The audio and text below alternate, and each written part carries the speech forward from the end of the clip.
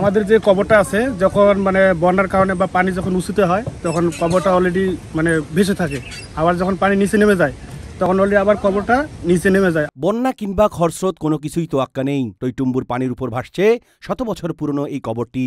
শত চেষ্টা করেও একচুল পরিমাণ কেউ কখনো সরাতে পারেনি কবরটিকে। পানি কমলে কবরটি নিচে নামে, পানি বাড়লে আবার ভেসে উঠে। এমন অলৌকিক একটি কবরের সন্ধান মিলেছে নীলফামারী জেলার কিশোরগঞ্জ উপজেলার স্থিত রাজীব সরকারপাড়া এলাকায়। আমার বাপদাদা বলতে পারে এটা কতদিন আগে মরছিল এরা জানে, কিন্তু হাঁটি এই লোক হজ করছিল। আমার বাবার কাছে ডোজার লাগিয়ে দিয়েছিল, দেওয়ার পরে ডোজার স্টার্ট আপনি বন হয়ে যায়। আমার দাদু হইলে বলে লোকটা খুব শৌখিন ছিল, একেবারে ইমানদার লোক, হাঁটি হজ করে আলছে। হজ করার পর আসি তো এই মাটি হইতে এইখানে।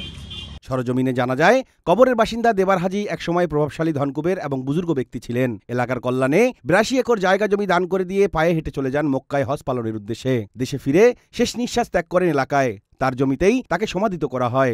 এটা একটা বাড়ি আসলো, কথা বলছেন, এটা আমাদের দাদুর গাছ আসলো। সারা পৃথিবী গাছলের গাছ খাইছে, আর কাঠল ফুরায় না, মানে 12 মাসই কাঠল। সে ভালো লোক দেখি গিয়ে মনে করো অনেক অনেক ডোজার লাগাসলো কবরটা ভাঙার জন্য, সে ডোজারও ভাঙতে পারেনি। আমার বাপ দাদারা বলতে পারবে 100 বছর পার হবে।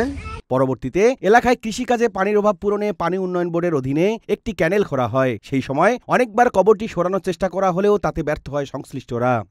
ওই ডোলজার নাগে দেয়, কবর ওঠে না, ওই ভাঙ্গে স্টার নেয় না, দূরেতে স্টার বন্ধ হয়।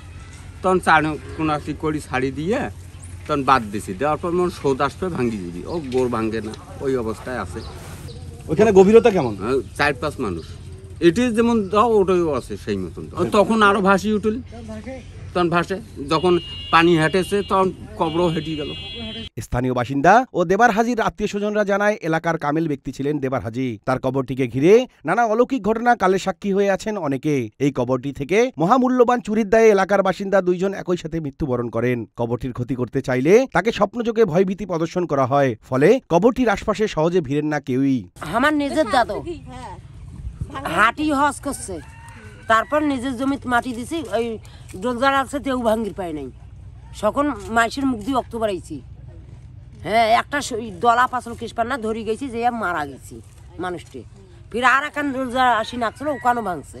অজানা পৃথিবীতে এমন কিছু অলৌকিক ঘটনা ঘটে যা বিশ্বাসযোগ্য না হলেও লোকমুখে প্রচলিত থাকে যুগের পর যুগ। এসব ঘটনার নেপথ্যে নানা মতভেদ থাকলেও সবকিছু উড়িয়ে দেওয়ার মতো নয়। এমন অলৌকিক ঘটনার জীবন্ত নিদর্শন কবরটিকে মনে করেন স্থানীয় বাসিন্দারা।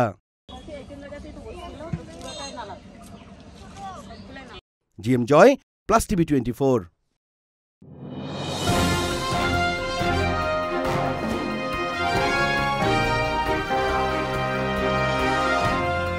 প্লাস টিভি 24, সম্ভাবনায় প্রতিক্ষণ।